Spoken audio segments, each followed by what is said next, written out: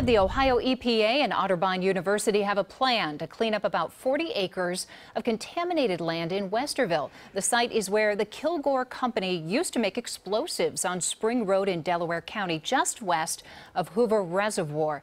Right now, Otterbein's Center for Equine Science is part of that property and has plans for expansion. Neighbors are sure to have questions, though, when the plan for cleanup is outlined at a public hearing tonight. NBC4's Ted Hart is live there right now, where the public hearing will get underway in about an hour. Ted? Yeah, and Ellie, the contamination here goes back to World War II, when this was the site of the Kilgore Company, which did work for the federal government. It has been cleaned up before, but of course environmental standards are much different now.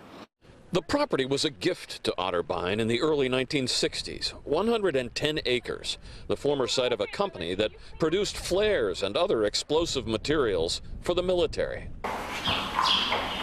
2/3 of the property was developed into Otterbein's Center for Equine Science. But the remaining 40 acres are still contaminated. The plan is to remove contaminated soil from hotspots and make the property safe for the long term. Some soils and sediments would be removed.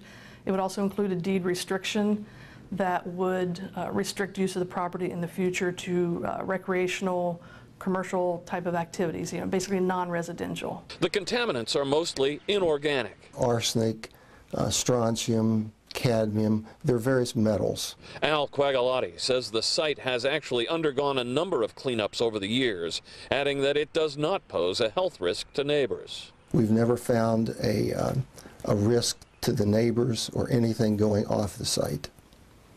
So the neighboring properties have been and will be safe going forward. We would like it left just the way it is. Suzette Machado's property backs up to the contaminated land. She's concerned about cleanup crews stirring up more problems. Am I going to be breathing contaminated, dusty air?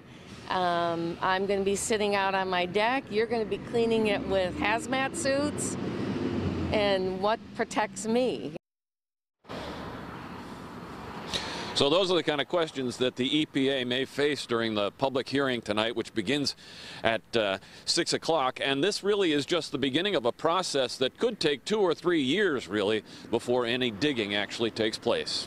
Local for you in Westerville, Ted Hart, NBC4.